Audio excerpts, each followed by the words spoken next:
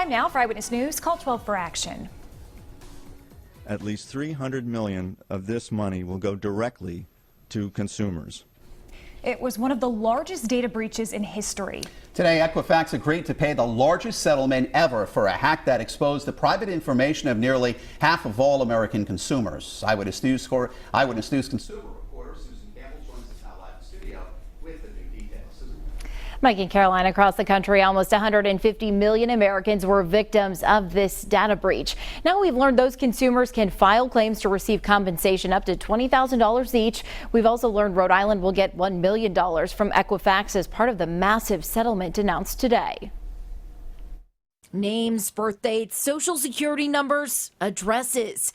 Millions of pieces of personal data hacked in 2017. Most of the victims were not customers of Equifax. Their carelessness with our personal data will cause harm, perhaps, for millions of Americans.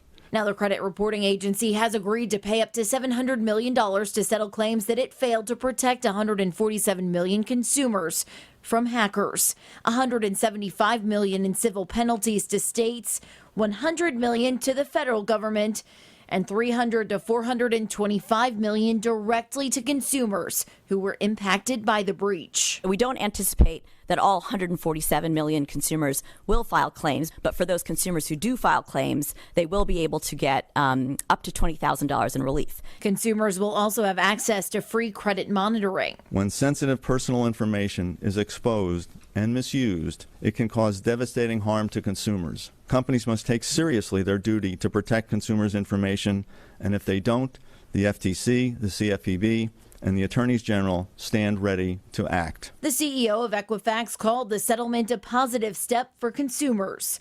The consumer fund of up to $425 million that we are announcing today reinforces our commitment to putting consumers first and safeguarding their data, and reflects the seriousness with which we take this matter, he said. Consumers cannot file a claim until the settlement is approved by the court. Now, Susan, how would someone know if they are eligible to file a claim? Such a good question, and it's actually a question I've received from several of our viewers today via email. They asked me the same thing.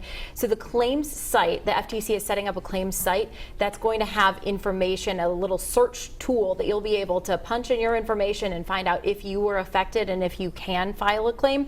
That's not ready to go yet because the settlement has to be approved. Once the settlement's approved, we'll be able to move forward with finding out a little bit more about the claims, but right now you can sign up for updates. So we have a link for that right now on our website, WPRI.com. Awesome. All right, important information. Thank you, Susan.